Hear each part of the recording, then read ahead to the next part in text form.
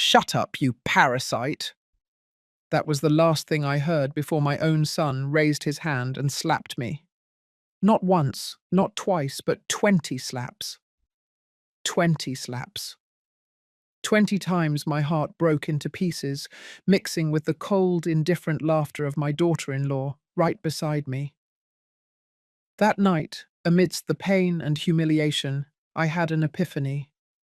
Silence was no longer love, it was suicide. I understood that the time had come to stand up for myself. The next morning, after they left for work, I secretly sold the house. And when he returned, inserting his key into the lock was new. Today, I want to tell you that story. The story of a quiet resistance, of a justice that needs no shouting, and of a new beginning at 60 years old. Before I continue, I would love to know where you are watching this video from. Every one of your comments is a heartbeat that connects hearts that feel the same way. And do not forget to subscribe to the channel, because here, every story is a reminder. It is never too late to say, "This life is mine." My name is Olivia. I am 60 years old, and my whole life I always believed that family was everything, the only place where you could find unconditional love. I cherished that belief like a prized possession, guarding it and protecting it. Even when the cracks began to appear in the wall of happiness, I worked so hard to build. Until that fateful day, the day my son, Robert, the son I carried in my womb with pain, whom I raised with all my love, raised his hand and struck me. It was not once or twice, but 20 slaps, each one tearing at my old heart. And the most horrible thing of all was the mocking laugh of my daughter-in-law, Carol, that resonated in the room like a melody deriding my pain. It was a typical Sunday, like so many others, the day the family usually gathered around a cozy table. I had gotten up early, preparing the baked ziti that Robert had loved since he was a kid. That special dish with lots of creamy sauce, which he always requested every time he had another birthday, like an indispensable ritual on his special day. I put my whole heart into every step, from choosing the freshest ingredients to the exact seasoning to make it to his liking. I wanted this meal to be perfect, as a way to express a mother's love. Carol arrived first, punctual as always. The strong scent of her perfume invaded my nose, a smell that always gave me a headache. But I forced myself to suppress it, trying to maintain a conciliatory attitude. She gave me a pale smile that never quite reached her eyes, and then she placed a bottle of cheap wine on the table. "For my dear mother-in-law," she said with a somewhat ironic tone, knowing full well that I do not drink alcohol because I take medication for high blood pressure. I thanked her as always, a formal acknowledgement, just to maintain harmony in the house, to avoid unnecessary trouble. I knew deep down in my heart that Carol did not like me at all. She saw me as a burden, an obstacle in her life and Robert's. But I kept trying, every day, to make the family atmosphere less tense, even if only a little. Robert arrived half an hour later, already grumbling. I knew it immediately by the way he harshly tossed his bunch of keys onto the table. The metallic sound startled me. His abrupt way of greeting me, a simple "Mum," cold, without any warmth. Something must not have gone well at work, I told myself, trying to find an excuse for my son's attitude. I did not ask. I was already too accustomed to Robert's outbursts of anger whenever something upset him. Those rages for no reason, those harsh words he threw at me, as if I were a punching bag where he vented all of his life's frustrations. I knew that if I spoke, things would only get worse. We sat down at the table and I served the food in silence. The delicious smell of the baked ziti spread throughout the room, but I no longer felt any interest in it. I just wanted the meal to end quickly so I could return to my room and escape the heavy atmosphere that enveloped us. It was then that, unintentionally, I mentioned in passing that the kitchen faucet was dripping and needed repair. It was just a casual comment, a small reminder, without any intention of reproach or giving orders. But Robert turned it into an excuse to vent his rage. "The faucet in your house, is that what you mean, mother?" he snarled, emphasizing each word, as if to remind me that I was there by his grace. Every word he uttered was like a stab in my heart. He wanted me to remember that I was just a parasite, a superfluous person in that house. But the truth was not that. That house had been purchased with the money from the sale of the apartment where I had lived for 30 years after my husband passed away. It was the home that my husband and I had built, where we kept so many happy memories of my family. Back then, Robert told me I should put it in his name to make taxes easier.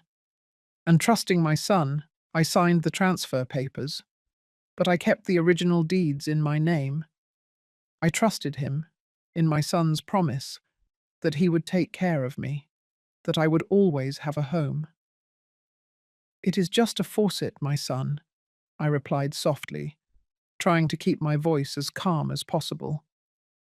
It was then that he slammed his hand on the table, causing the silverware to jump with a jarring noise. "Do you think you are very smart, mother? Do you think you can tell me what to do in my own house?" His voice was full of anger, his face flushed, the blue veins marked on his forehead. Carol laughed softly behind her napkin, her eyes gleaming with that terribly self-satisfied delight she always showed when Robert and I had an argument. She enjoyed seeing me humiliated, seeing me suffer my son's wrath. "Shut up, you parasite!" His voice roared like thunder that struck me directly in the ears, making me jump. "Do you forget that I took you in when nobody else wanted you?" He continued, getting up from his chair, his eyes looking at me with fire. "You forget that you could be in a nursing home right now." I remained silent, my eyes fixed on the full plate of food. The baked ziti I had prepared with so much love now seemed like an insipid mess, as heavy as the air around us. "Look at me when I speak to you, mother," he shouted, grabbing my chin to lift my face. I looked at him, my eyes filled with helplessness and pain. It was then that it happened. The first slap landed like a shock, not because of the pain, but because of the surprise. Never in my whole life had my son hit me. I felt my cheeks sting as tears welled up, unable to be held back. Carol gasped dramatically, covering her mouth with her hand. But her eyes were smiling, enjoying this spectacle, enjoying my suffering. "Robert, please," I whispered, my voice trembling in supplication. The second slap was harder, then the third, the fourth. I lost count after the 10th. My ears were ringing, my entire face burned. I did not scream, I did not plead, I did not resist. I remained sitting motionless, letting my own son vent his rage on me. I felt like a rag doll, tossed back and forth in his fury. When he finally stopped, he was panting with sweat beading on his forehead. I looked at him, and I did not recognize the man in front of me. Where was the child who held my hand to cross the street? Where was the teenager who brought me flowers stolen from the neighbor's yard on Mother's Day? The images of a loving, filial Robert in my memories shattered. "This is so you learn to respect who is in charge here," he said, adjusting his shirt as if he had just closed an important business deal, without showing the slightest regret. Carol was now laughing openly, without pretense, as if she had achieved her goal. I rose silently, leaving the plate of food untouched, and walked slowly to the back room of the house. I closed the door. The soft click resonated in my mind like a declaration. I sat on the edge of the bed and finally let the tears fall. But they were not tears of pain or fear, but tears of a decision that was crystallizing in my heart, cold as ice on a winter night. A cold, firm decision, with no room for affection or indulgence. As I touched my swollen face, I suddenly remembered the nightstand drawer where I kept the original house deeds, documents that proved that legally the place was still mine. Robert had convinced me to transfer the property into his name, but we had never completed the legal process. He only had a private contract, without real legal value. He had taken advantage of my credulity, of my mother's love. That night, as I listened to their loud laughter and chatter in the living room as if nothing had happened, I took the papers out of the drawer and put them in a briefcase. I knew I had to act. The next morning, when they left for work, I would visit my old friend George, a retired lawyer who still maintained contacts in the legal world. I trusted George. He was the only person I could rely on at that moment. I lay down fully dressed, unable to sleep. Time passed slowly as I planned every step I would take. It would not be a noisy or violent revenge. It would be silent and decisive, like the ice that now replaced the place where there was once maternal love. I would not scream. I would not cry. I would not beg. I would act coldly with determination, so they would know that I was not a weak woman and easy to intimidate. I would show them that I still had value, that I still had power. That night felt as long as a century. Every minute stretched out, weighing on my heart. I lay awake, my eyes fixed on the ceiling, my mind reeling with thoughts and plans. The physical pain in my face had diminished a bit, but the wound in my soul still ached, burning. Every time I closed my eyes, I saw the image of Robert raising his hand again, and I heard Carol's mocking laughter again. They were like daggers, continually cutting my soul. I had lived for my son, for my family, sacrificing my youth and my own dreams, only to receive humiliation and violence in return. A hot tear rolled down my cheek, soaking the old pillow. No, I would not cry any more. Tears would not solve anything. Now I needed lucidity, coldness, to execute my plan. When the first rays of sunlight peered through the crack in the window, I heard Robert's familiar footsteps in the hallway, the jingle of his keys, and then the sound of the shower water. Finally, the slamming of the front door, a resonant sound announcing that he had left for work. Immediately after, Carol, the tapping of her heels echoing through the empty house. As if wanting to boast about her freedom, I remained motionless, holding my breath, waiting, trying to hear if the car was coming back. I waited half an hour longer, enough to ensure they would not return, having forgotten something. I learned this precaution from my years as a mother, always having to anticipate any unforeseen event.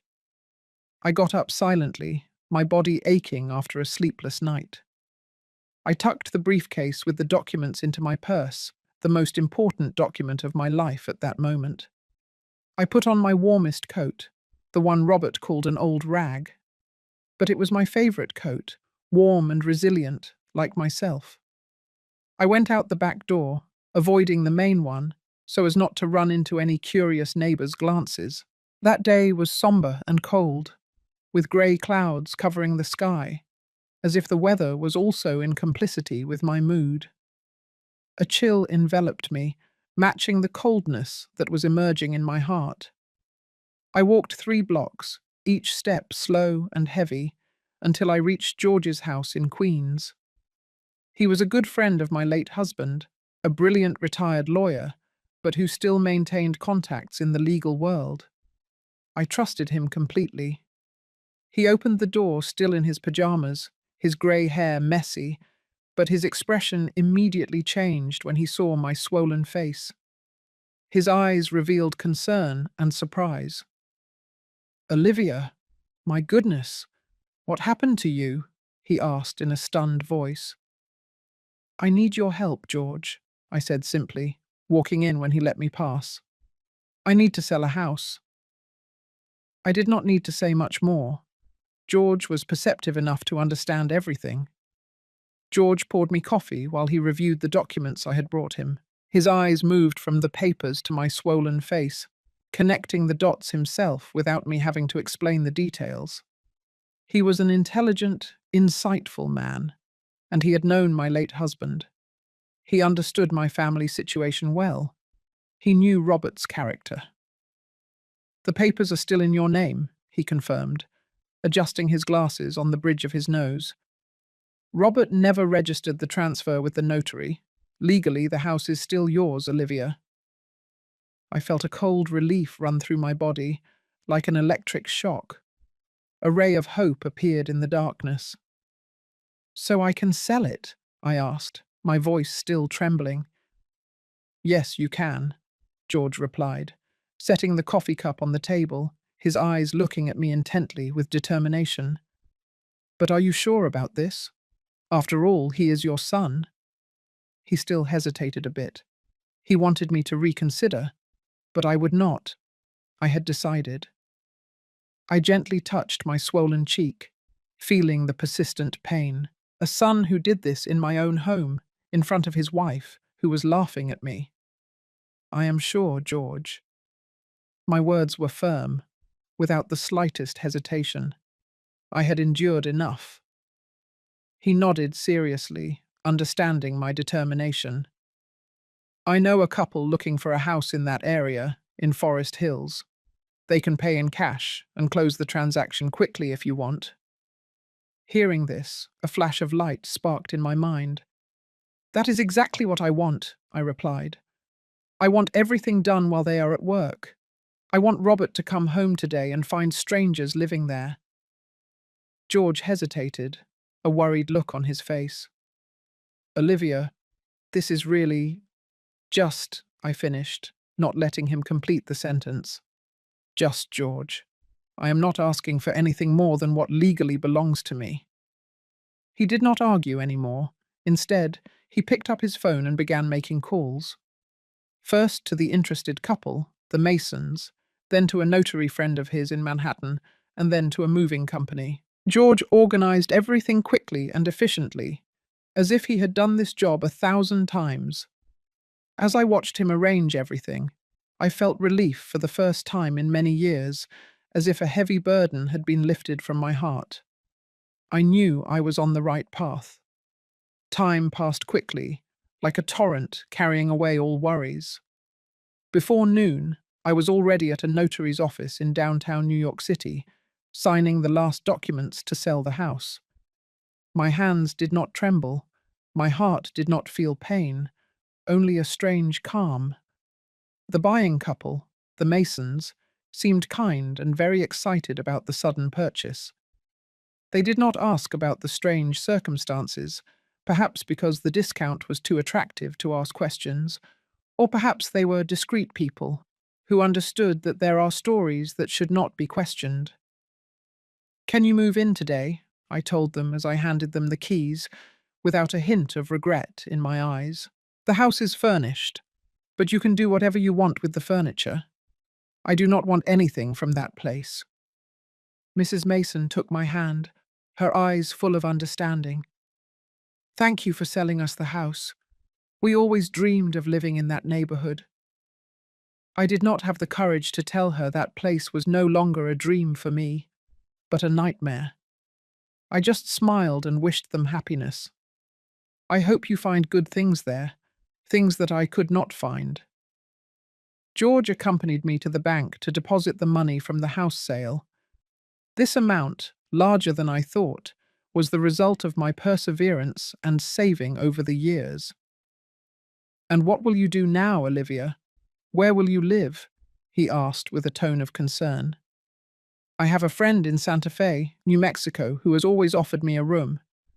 I will stay with her for a while until I decide what to do with the money. Maybe I will buy a small apartment for myself," I replied, my voice somewhat dreamy, as if talking about a distant, bright future. In reality, I already knew exactly what I was going to do. A portion of the money would be donated to an organization that shelters women victims of domestic violence. I wanted to help other women who were suffering what I had suffered. I did not want them to live in fear, with the humiliation I had endured. The rest would buy a small farm on the outskirts of Asheville, North Carolina, where I could find the peace I deserved after decades of caring for others. A quiet, serene place where I could live my own life without anyone bothering me. I had dreamed of a place like that for a long time, a place where I could grow vegetables, tend a garden, and live close to nature. As we walked, George suddenly stopped. "Olivia, are you not going to take your personal belongings? Clothes, documents, photos?" he asked with a look of surprise. I shook my head. "I already took the essentials last night. The rest are just objects. I can buy others." The truth was, I did not want anything that reminded me of that life, not even the photos of Robert as a child. The smiling child in the photos had died long ago, replaced by the man who had raised his hand against his own mother. I wanted to erase all traces of that painful past. I wanted to start a completely new life. By noon, the moving trucks had arrived, loading the masons' furniture into the house. George had explained the situation to them, asking for discretion. They agreed to complete the move before 6 hours 0 minutes in the evening, the time Robert usually returned from work. I did not go there to see it. I did not want to see that house anymore. I did not want to witness the scene I had meticulously orchestrated with my own eyes. Instead, I took a taxi to the Port Authority bus terminal and bought a ticket to Santa Fe. While waiting for the bus, I sent a message to my friend, Helen, letting her know I was on my way. "What is going on, Olivia?" she replied almost immediately. "I will tell you when I get there," I responded. But yes, a lot has happened.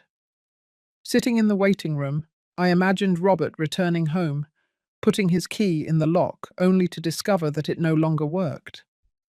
I imagined his face finding strangers in the living room, the panic in his eyes realizing that he no longer had a place to call his own. A feeling of satisfaction grew inside me, but it was not malice, just a cold justice. Should I feel guilty? Perhaps, but every time that guilt threatened to surface, I touched my still aching face and remembered Carol's laughter. No, there was no room for guilt, only for the cold justice I had executed. I had done the right thing. The bus arrived, and I boarded with a small suitcase containing a few items of clothing and the annulled house deeds. When the engine started and we began to leave the city, I felt as if an enormous burden had been lifted from my shoulders. I looked out the window, the landscape gradually changing from the tall city buildings to the green fields and gentle hills of the countryside. My phone began to ring incessantly 2 hours later. Robert. Carol. Robert again. I could imagine the confusion they were going through. They were calling me, looking for me, but I would not answer. I turned off the phone and looked out the window, watching the scenery change from urban to rural. My new life was beginning. The bus slowly entered the Santa Fe terminal. The golden light of the afternoon spread over the adobe rooftops, creating a surprisingly tranquil landscape. Helen, my dear friend of decades, was already waiting for me. As soon as she saw me, she ran to embrace me. A strong, warm hug, as if wanting to alleviate all the pain I had endured. But then, when she saw my swollen face, her eyes filled with astonishment and concern. "My God, Olivia, who did this to you?" she gasped in a voice full of sorrow. "My son," I replied simply, finally allowing myself to cry in my friend's arms. The tears flowed uncontrollably, carrying with them all the grief and suffering I had suppressed for so long. "But now it is over," I added, my voice weak, but with a strange determination. She took me to her house on the outskirts of the small city, a cozy place with views of the mountains that embraced the horizon. The house, small and lovely, was decorated with pots of vibrant flowers, with a rustic and simple beauty. We sat on the porch with hot cups of tea, the gentle aroma of the tea floating in the air. I told Helen everything that had happened, from the fateful slap to the decision to sell the house. I told it slowly, detail by detail, omitting nothing. Helen listened attentively, sometimes sighing, sometimes squeezing my hand to show her empathy. "You sold the house while they were at work?" Helen asked incredulously, her eyes still a little amazed. I nodded. The house was mine. It always was. Robert just thought it was his. Helen shook her head, impressed by my determination. "And now what? What are you going to do?" she asked with curiosity in her eyes. I looked at the distant mountains, feeling a peace I had not experienced in many years. It was a deep peace that spread from my heart, like a spring of fresh water that soothed all wounds. "I am going to start over, Helen. At 60 years old, I am going to start over." My voice was full of confidence and resolve. That night, I turned on the phone for a moment to check the time and found dozens of messages and missed calls. Most were from Robert, interspersed between desperate pleas and furious threats. "Call me back," he demanded. Heartless mother, cruel woman. He said that I had ruined his life. Some were from Carol, accusing me of having shattered their lives, saying that I was evil.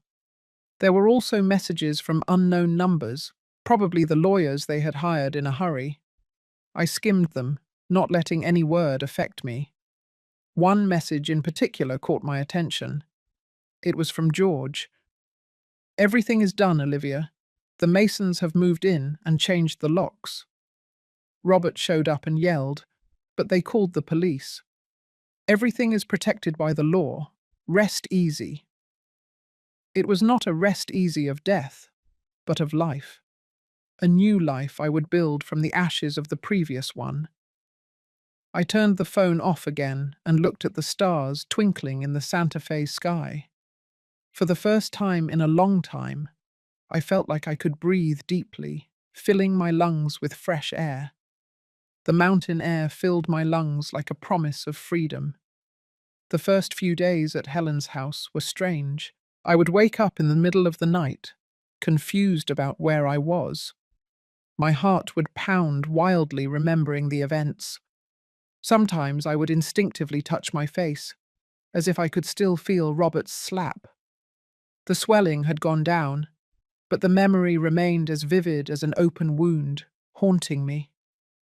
Helen noticed my restlessness. She was always so perceptive. One morning, while we were having coffee on the porch, she took my hand. "You did what you had to do, Olivia. Do not burden yourself with guilt for it." "It is not guilt," I replied, watching a hummingbird visit the garden flowers. I did not feel guilt, just an emptiness, a sense of loss. "It is strangeness. For 38 years, I was Robert's mother. I built my life around that. And now? You are just Olivia," Helen finished with a kind smile. "Olivia, who can do whatever she wants without having to answer to anyone." There was a terrifying freedom in those words. Who was Olivia without the role of a devoted mother? Who was I, apart from the woman who had dedicated her life to an ungrateful son? I needed to find myself again, to find the identity of Olivia that I had lost long ago.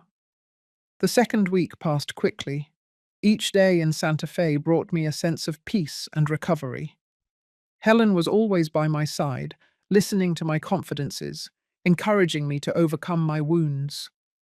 Thanks to her, I gradually regained my self-confidence, finding the pieces of the Olivia I had lost again. I started walking around the town, admiring the old streets, the colorful houses, the unique artisan shops. I felt like a child, discovering the world for the first time.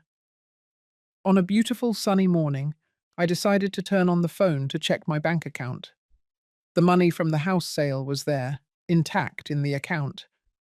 A considerable sum that would allow me to live comfortably in the coming years.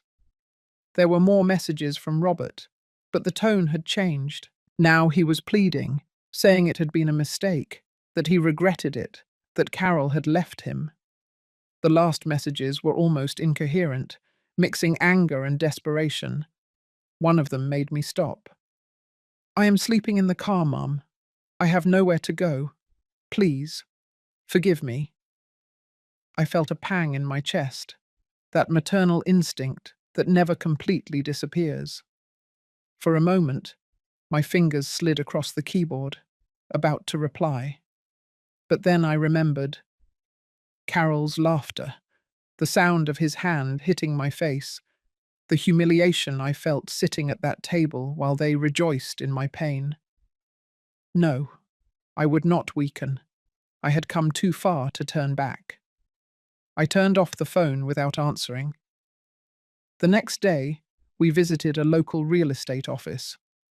I had researched a small farm for sale on the outskirts of Asheville, North Carolina, not too far from Santa Fe. It was not very big, just 1/2 acre of land with a modest house, some fruit trees, and a stream that ran at the end of the property. It was perfect, exactly as I had imagined it. "Are you sure?" Helen asked when I expressed my immediate interest. "Do you not want to think about it a little more?" "I have been thinking about this for years without knowing it," I replied with a certainty that surprised me. "I always wanted a place like this, just for me, where I could grow my vegetables and wake up to the sound of birds singing." We made an offer that same day. The owner, an old man who was moving to live with his daughter in Raleigh, accepted immediately. In 1 week, I would be the owner of my own piece of land on the outskirts of Asheville. A small piece of land, but it was mine, completely mine.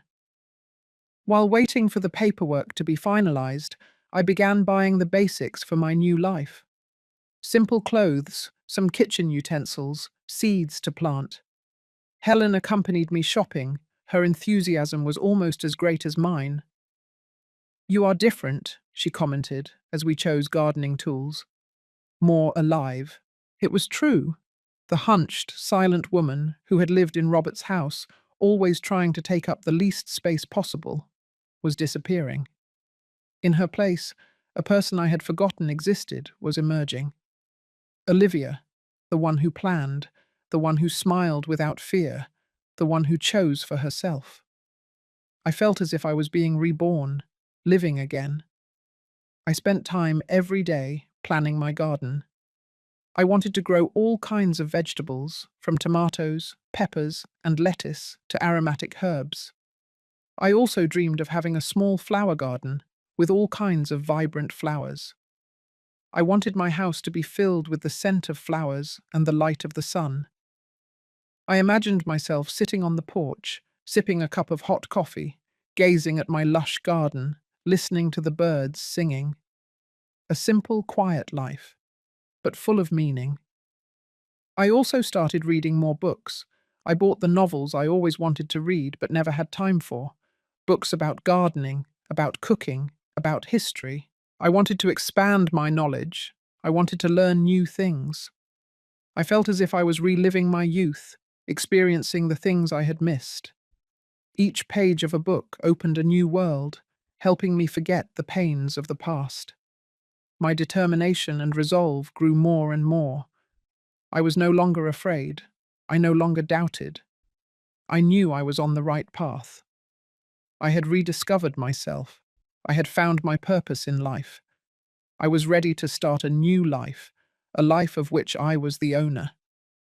2 days before moving to my small farm, one quiet morning was suddenly interrupted by the sound of an unknown car pulling up in front of Helen's house. My heart instantly froze. A chill ran down my spine when I saw Robert get out of the car. He looked different, his hair disheveled, unshaven, and deep dark circles under his eyes, as if he had not slept in many nights. He seemed to have aged several years in a few weeks. I hid behind the curtain. The familiar feeling of fear returned. "How did he find us?" Helen whispered, also hidden by the window with a worried look.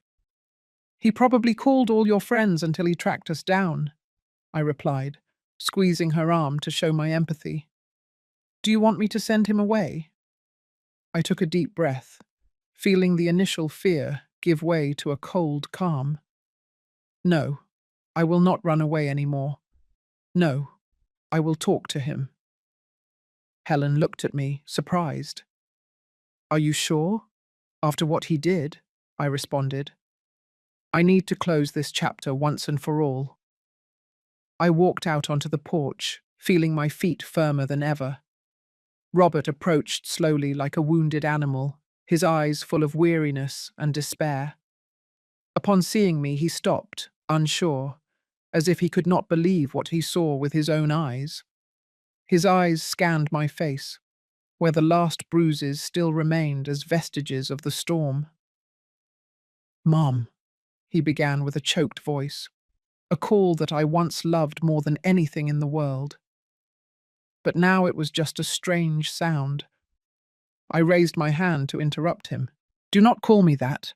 You lost that right that night. He swallowed, his eyes teary. Please, let me explain. I was drunk. I had problems at work. Carol pressured me.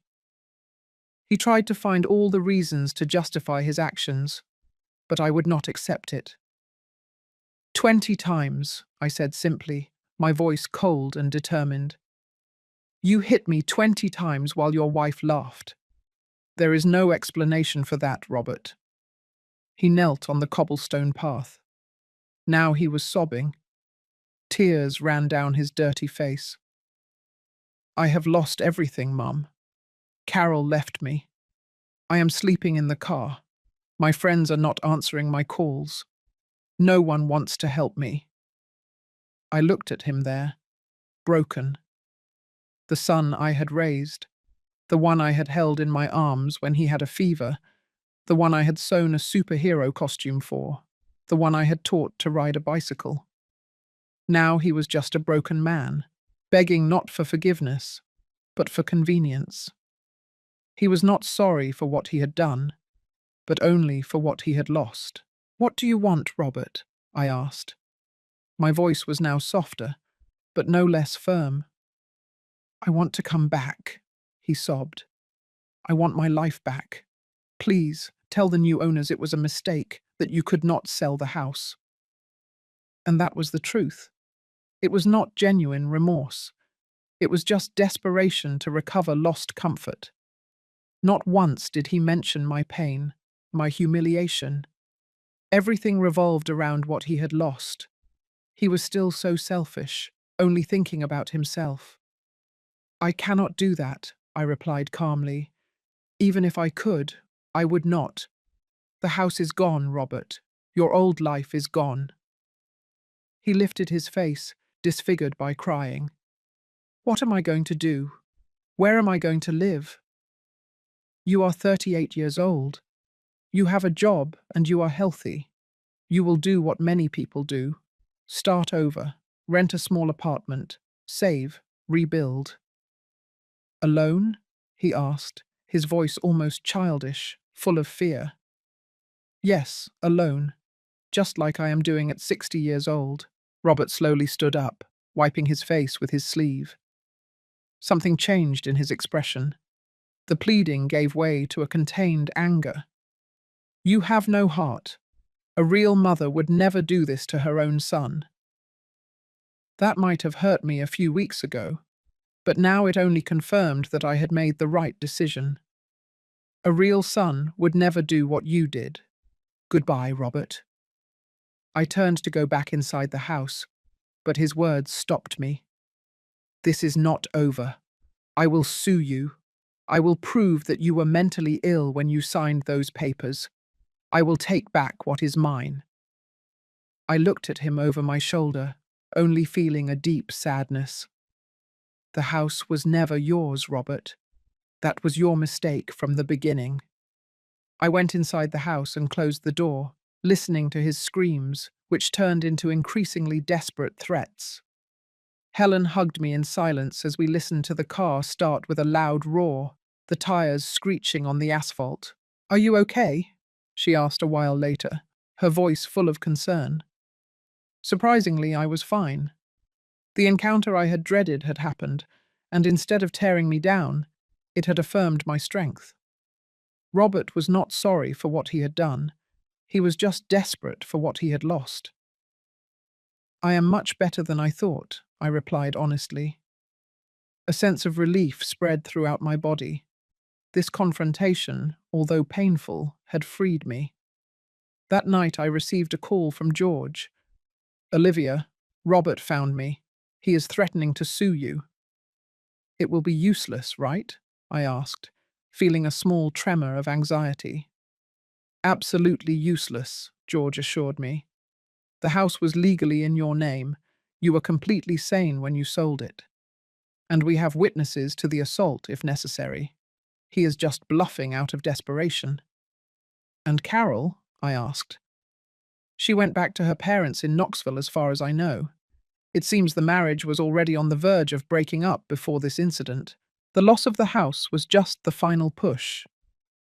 I received that information in silence. Robert was moving on with his life, rebuilding it as I had told him he would. For some reason, this brought me peace, Olivia. Not because I was worried about his happiness, but because it meant he had less reason to try to find me, to disturb my new life. "Thank you, George. That was what I needed to know." "Olivia," he said before I hung up, "are you happy there?" The question surprised me. Happy? It was a word I had not used in so long that I had almost forgotten its meaning.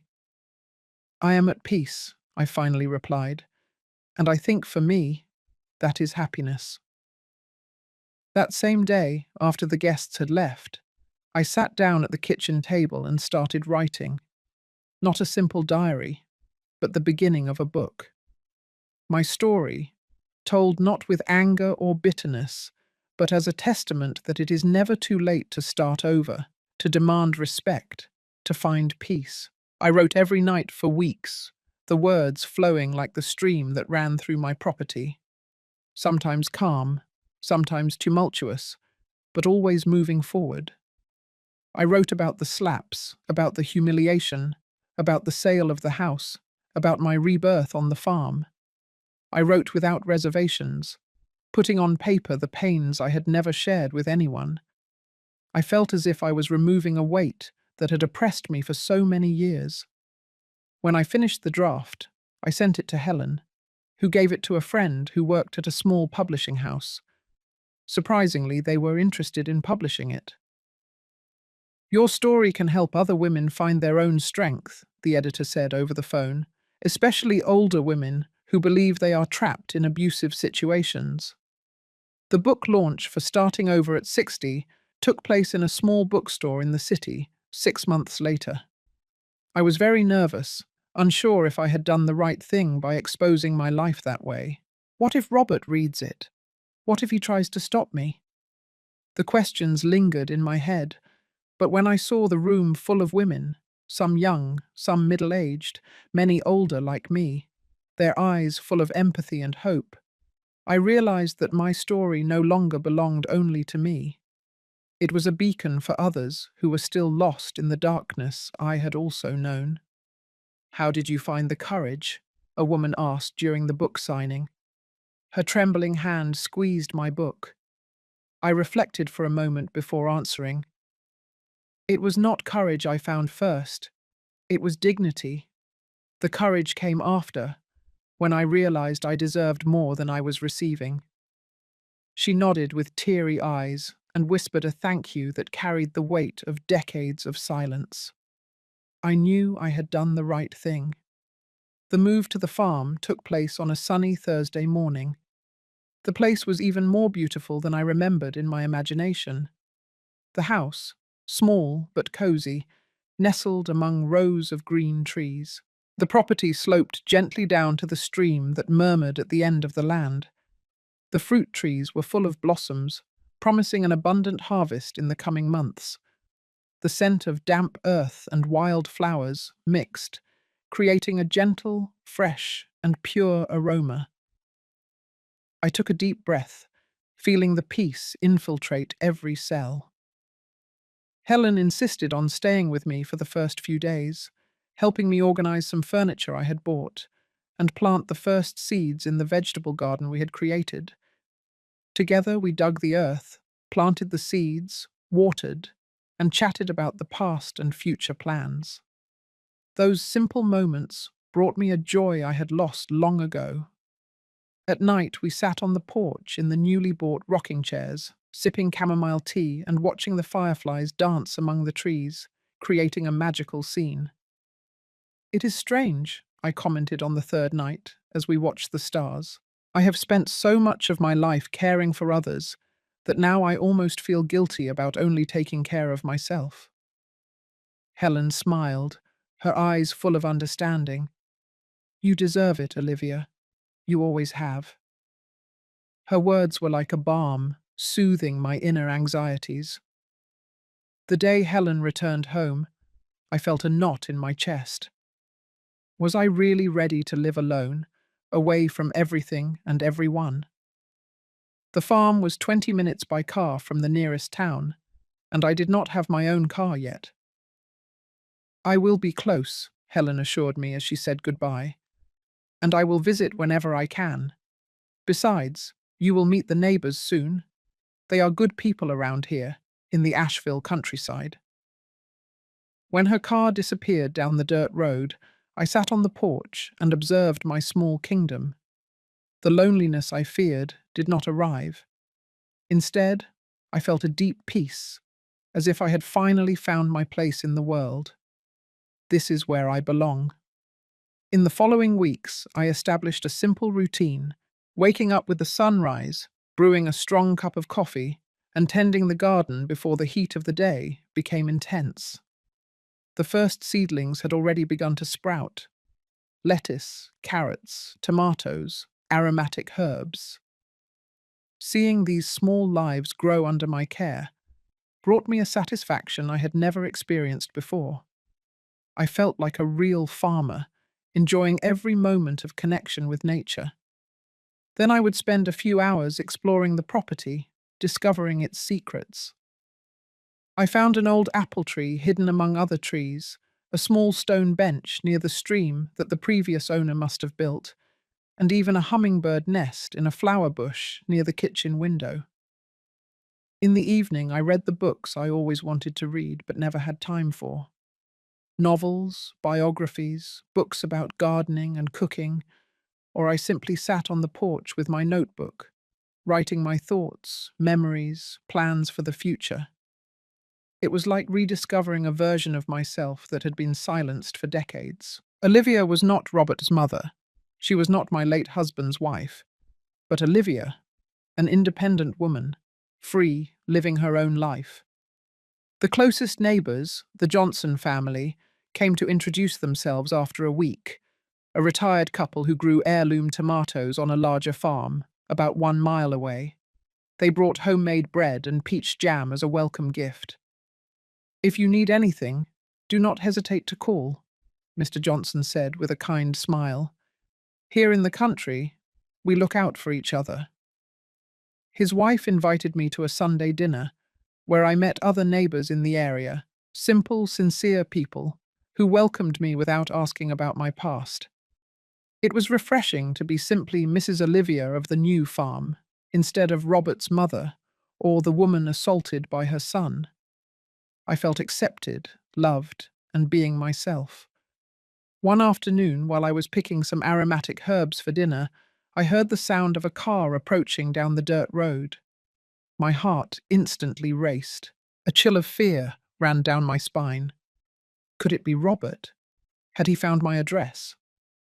I dropped the basket of herbs and ran to the house, anxiously peering out the window. It was just the mail carrier, delivering a package that Helen had sent, flower seeds we had not found in this area. I breathed a sigh of relief, but I realized that the fear was still there, latent beneath the surface of my new life, like an indelible shadow. At night, sitting on the porch with a cup of chamomile tea, I reflected on that fear. I had rebuilt my life, found peace, and even a new community that had welcomed me, but I still feared the sound of unknown cars. Robert still had that power over me, and I decided I would not allow it. I did not want to live with fear anymore. The next morning I called George. "I need to know how he is," I told him bluntly, without mincing words, not out of maternal concern, but for the peace of my spirit. George was silent for a moment, as if weighing his words. Robert dropped the lawsuit, Olivia. He consulted several lawyers, and they all said the same thing. It is useless. As far as I know, he rented a small apartment on the outskirts of Raleigh and is trying to rebuild his life. "And Carol?" I asked. "She went back to her parents in Knoxville, as far as I know. It seems the marriage was already on the verge of breaking up before this incident. The loss of the house was just the final push." I received that information in silence. Robert was moving on with his life, rebuilding it as I had told him he would. For some reason, this brought me peace, Olivia. Not because I was worried about his happiness, but because it meant he had less reason to try to find me, to disturb my new life. Thank you, George. That was what I needed to know. "Olivia," he said before I hung up, "are you happy there?" The question surprised me. Happy? It was a word I had not used in so long that I had almost forgotten its meaning. "I am at peace," I finally replied. "And I think for me, that is happiness." That same day, after the guests had left, I sat down at the kitchen table and started writing. Not a simple diary, but the beginning of a book. My story, told not with anger or bitterness, but as a testament that it is never too late to start over, to demand respect, to find peace. I wrote every night for weeks, the words flowing like the stream that ran through my property, sometimes calm, sometimes tumultuous, but always moving forward. I wrote about the slaps, about the humiliation, about the sale of the house, about my rebirth on the farm. I wrote without reservations, putting on paper the pains I had never shared with anyone. I felt as if I was removing a weight that had oppressed me for so many years. When I finished the draft, I sent it to Helen, who gave it to a friend who worked at a small publishing house. Surprisingly, they were interested in publishing it. "Your story can help other women find their own strength," the editor said over the phone, "especially older women who believe they are trapped in abusive situations." The book launch for Starting Over at 60 took place in a small bookstore in the city 6 months later. I was very nervous, unsure if I had done the right thing by exposing my life that way. What if Robert reads it? What if he tries to stop me? The questions lingered in my head, but when I saw the room full of women, some young, some middle-aged, many older like me, their eyes full of empathy and hope, I realized that my story no longer belonged only to me. It was a beacon for others who were still lost in the darkness I had also known. "How did you find the courage?" a woman asked during the book signing. Her trembling hand squeezed my book. I reflected for a moment before answering. It was not courage I found first. It was dignity. The courage came after, when I realized I deserved more than I was receiving. She nodded with teary eyes and whispered a thank you that carried the weight of decades of silence. I knew I had done the right thing. At the end of the event, when the bookstore was almost empty, the last guests had gone, I noticed a man standing near the door. My heart skipped a beat as I recognized Robert, thinner, older.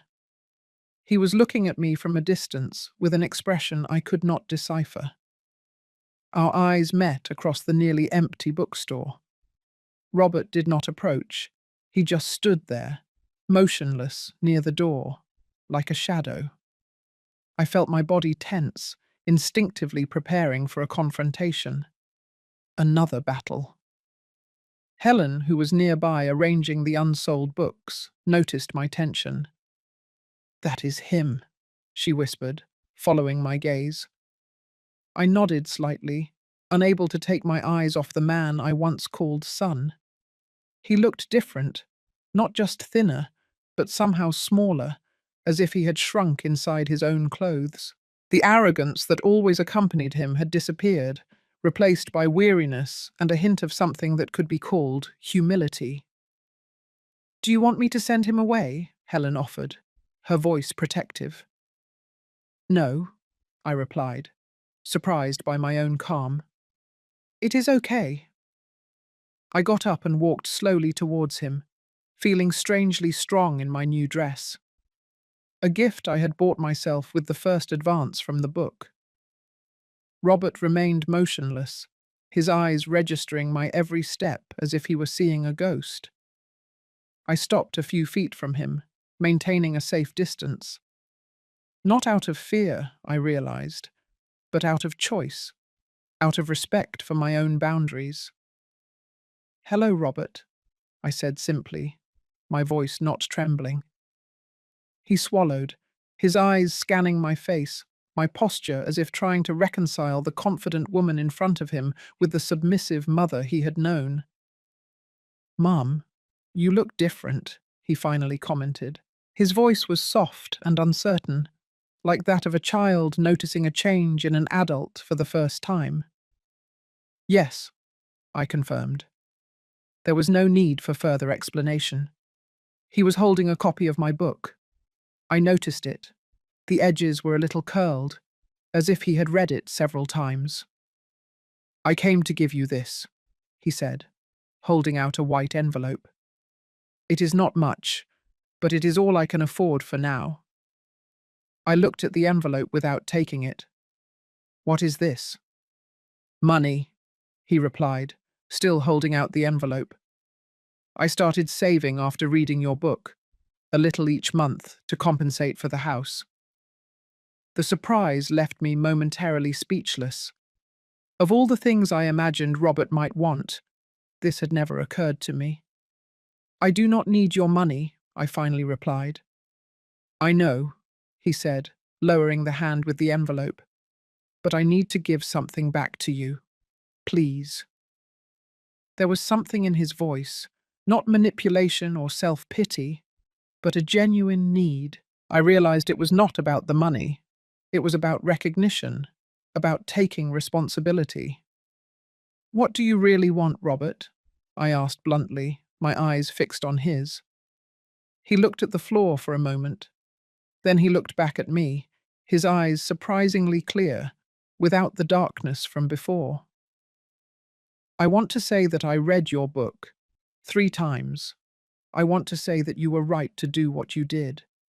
I want to say that I am sorry, not for losing the house, but for what I did to you, for the slaps, for the humiliation."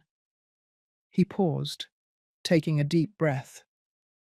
"And I want to say that I understand if you never forgive me." I was not prepared for this. I had imagined Robert angry, threatening, even seeking revenge, or pitiful, asking for financial help. But not this calm, thoughtful version, who seemed to have truly understood the weight of his actions. "Where do you live now?" I asked, changing the subject as I processed his words. "I rented a small apartment near work," he replied. "Nothing special, but it is what I can afford here in Raleigh." "And Carol?" A sad smile appeared on his face. "She left when she realized there was no longer a big house or a comfortable bank account. In fact, it was the best thing that could have happened." We were silent for a moment. Helen kept her distance, but I could feel her attentive gaze, ready to intervene if necessary. "Your book," Robert continued, gently lifting the copy. "It is very powerful. It hurt me a lot to read it. A lot. But I needed it. I never saw things from your perspective before." "Most abusers do not," I replied, surprised by the analytical coldness of my voice. It was not cruelty, just an observation. "I know I do not deserve anything from you," he said. His voice trembled. I just want you to know that I am trying to be a better person. I am in a group for men with a history of violence. I am learning. I looked at him, really looked at him. Beyond the familiar image of my son, beyond the good and bad memories, I just saw a middle-aged man trying to rebuild himself from the wreckage of his own mistakes. Not so different from what I had done. I am glad you are seeking help, I said honestly. That is the first step. He nodded, still holding the envelope. I still want you to accept this, not for you, but for me. I need to start repairing what I did somehow. I thought for a moment and had an idea. There is a centre for women victims of violence in the city. It is called the New Dawn House. His eyes widened a little in understanding. That is where you donated part of the money from the house sale, right? It is in the book. I nodded. They need more than I do. He put the envelope in his pocket, accepting my suggestion. I will do it tomorrow morning. Another silence, less tense this time. Your farm? He commented, referring to the descriptions in the book. It sounds like a beautiful place. It sounds like you are happy there. I am happy, I confirmed. I found my place. I want to, he began. No, forget it. What? Nothing. I have no right to ask you for anything. I understood what he meant, even without him finishing the sentence. He wanted to visit me, to see where I lived, perhaps try to rebuild some kind of relationship. But he was right. It was too soon. Maybe it always would be. I have to go, he finally said, noticing my silence. I just wanted to see you and tell you this in person. Your book will help many people. You are stronger than I ever imagined. It was the most sincere thing Robert had said to me in his entire adult life. Not manipulation or flattery in exchange for something. Just a simple truth, expressed without expectations. Thank you for coming, I replied, surprising us both. And good luck in Charleston, South Carolina. He nodded, an almost imperceptible movement, and then turned to leave. At the door, he stopped and looked back one last time. Mom! Olivia! I am truly sorry. And then he was gone, leaving only the soft jingle of the bookstore bell behind him. Helen immediately approached. Are you okay? What did he want? I took a deep breath, feeling a strange mix of emotions I could not name. It was not forgiveness, it was too soon for that. It was not reconciliation. Some bridges, once burned, cannot be rebuilt. It was something more subtle, more complex. He wanted to acknowledge what he did, I finally replied. And I think he also needed to see that I am okay. And are you okay? Helen asked, looking for signs of distress on my face. I thought about my current life, the quiet farm with the murmuring stream, the chickens scratching happily in the yard, the caramel-coloured dog named Popcorn, who greeted me every morning with boundless enthusiasm, the meals shared with the neighbours, the quiet nights writing under the table lamp. I am better than ever, I replied honestly. A sense of peace had completely taken hold of me.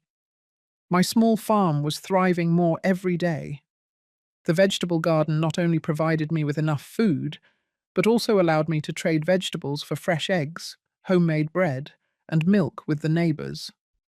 The fruit trees began to bear their fruit, and I learned to make jams and preserves with Mrs. Johnson. I bought some chickens for fresh eggs, and adopted a caramel-coloured mixed-breed dog named Popcorn, who became my faithful companion. One morning, Helen visited me along with Martha, the director of the women's shelter in Asheville. Martha came to thank me for the anonymous donation, the money that had helped repair the roof and buy new beds for the children. I was touched. I only wished it would help other women find their strength. Martha and Helen praised my bravery, something I did not believe I possessed. But seeing the gratitude in Martha's eyes, I realized that my story could have meaning for others. 2 years later, I decided to host a Sunday dinner to celebrate, inviting Helen, the Johnson family, Martha, and a few women from the support group, including Eleanor. The morning was clear and sunny, with a gentle breeze. I got up early to prepare the house and the food. Fried chicken, mashed potatoes, fresh green bean casserole, and cornbread. Popcorn slept lazily near the kitchen, occasionally opening an eye to check on things. The house was clean, cozy, and filled with the watercolor paintings that I painted. The guests began to arrive around noon. Helen brought a lemon cake. The Johnson family brought a special cider. Martha arrived with 2 women from the centre. Eleanor appeared with a childhood friend. We set up a large table on the porch, spreading a colourful embroidered tablecloth. Laughter and stories resonated. I observed my diverse guests, now an indispensable part of my life. After dinner, while we were having coffee, a car approached unexpectedly. I was not expecting anyone else. Everyone looked at me curiously. "Are you expecting someone else, Olivia?" Helen asked. "No," I replied, getting up. My heart raced as I realized it was Robert, alone. A tense silence fell over the table. Helen approached, whispering, "Do you want me to send him away?" I looked at my friends. They all knew my story. Eleanor was especially tense. "No," I finally replied. "I will talk to him." I walked toward the car with firm steps. Robert got out, looking hesitant, carrying a small package. "Sorry for showing up unannounced," he said. "I called many times, but no one answered." "We were having lunch," I explained, pointing to the table. "It is the celebration of my 2nd anniversary here." He looked at the guests who were observing us. "I did not know you had visitors. I can come back another day." I hesitated, but a part of me wanted to close this chapter. "What do you want, Robert?" I asked bluntly. He held out the small package. "I brought you this. Next week is your 62nd birthday. I did not want it to go unnoticed." I was surprised he remembered the date. "Thank you." An awkward silence enveloped us. Robert looked at the ground, then at the house, at the property, avoiding my gaze. "Your farm is beautiful," he finally commented, "just as you described it in the book." "It is my home now," I replied. He nodded. "It looks like you are happy." "I am happy," I confirmed. "Robert, I have guests," I said softly but firmly. "Why do you not tell me what really brought you here?" He took a deep breath, finally looking me in the eyes. "I am moving south, to Charleston, South Carolina. I got a job there. I am leaving next week." The news took me by surprise. "Oh, that is good for you." "I think so," he replied. "It is a new beginning, away from the memories, away from the people who knew the old me. I needed to see you before I left, to tell you in person that I still regret it, that your book changed my life as much as yours, that now I understand what I did, even though it took me too long." His words were sincere. "I hope you find what you are looking for there," I replied honestly. Robert looked toward the porch. "You built a beautiful life here, new people, a new purpose." He smiled sadly. "I am glad for you, truly." At that moment, I felt something shift inside me. It was not forgiveness, but the letting go of a burden. Robert no longer had power over my happiness or my peace. "Thank you for coming to say goodbye," I said. "And good luck in Charleston, South Carolina." He nodded, understanding that it was the end that we both needed. There were no emotional hugs, no promises of reconciliation, just mutual acknowledgement and respect for our separate paths. "Goodbye, Olivia," he said, using my name. "Goodbye, Robert." He got into the car and drove away. I stood there, watching until the car disappeared. The small gift was still in my hand. When I returned to the porch, everyone was looking at me. "Are you okay?" Helen asked. "Yes," I replied, returning to my seat. "He came to say goodbye. He is moving south." "And that is the end?" Eleanor asked softly. "I think it is a fitting end. Not dramatic, not cinematic. Simply sufficient." There were murmurs of understanding. "What did he bring you?" Helen asked, pointing to the package. "I do not know," I replied, starting to carefully open it. Inside there was a carved wooden box, and in it my grandmother's gold wristwatch, then my mother's, and finally mine. "I found it among the things that were left," a small note said. "I know how much it means to you. I am sorry for everything." I gently touched the watch. "It was part of my history. It is my grandmother's," I explained. "How wonderful that it has returned to you," Mrs. Johnson commented softly. I put the watch on my wrist. The rest of the afternoon passed in a lighter atmosphere. Robert's unexpected visit had simply added a final note. I did not know what was needed. The laughter returned, and as the sun began to set, I felt complete. After the last guest left, I sat alone on the porch with popcorn. My grandmother's watch shone softly, marking the time. Thinking about the 2 years that had passed, I realized how far I had come. The woman who trembled under her son's slaps had transformed into someone I barely recognized. She was the person she always should have been. At 62 years old, I had rebuilt not only a life, but an identity. An identity not based on sacrifice or family obligations, but on conscious choices and healthy boundaries. I had discovered that it is never too late to say no to disrespect, no to violence, no to relationships that wear us down. And perhaps most importantly, I had discovered that it is never too late to say yes to yourself. The sun completely disappeared. I got up, called popcorn, and went into the house that I had truly made my own. Tomorrow would be another day in my new life. A life I had conquered, not just by surviving the slaps, but by finding the courage to respond to them not with more violence, but with a cold, precise determination that had changed everything. As I prepared for sleep, I thought about the words "starting over," the title of my book, the theme of the support group, the essence of a better life. Starting over does not mean erasing the past or pretending the wounds never existed. It means building something new and better on the scars, using them as a foundation instead of allowing them to become a prison. Robert was starting over in Charleston, South Carolina. Eleanor was starting over on the coast of South Carolina. Other women were starting over at the shelter, in small city apartments, in new relationships.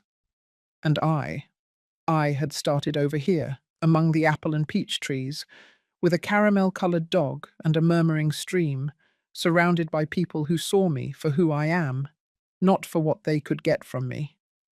Time had taught me that revenge does not need to be noisy or violent to be effective. Sometimes the best response to cruelty is simply refusing to be diminished by it. To build a life so full and joyful that the people who tried to destroy us become irrelevant, not out of hatred, but out of maturity. This is my truth at 62 years old. That life can bloom most gloriously after a devastating storm. That the strongest roots often grow in earth that has been completely turned over. That it is never, ever too late to say, "This life is mine." And to any woman who is listening to my story, whether young or old, trapped in abusive relationships or just beginning to recognize the warning signs, my message is clear. You deserve respect. You deserve peace. You deserve a life that is truly yours. And if I, at 60 years old, could find the courage to start over, After decades of submission, you can too. No matter your age, your financial situation, or your fears, the first step is the hardest. But every step after that will become a little easier, until one day you find yourself walking, no, dancing, towards a freedom you did not even know existed.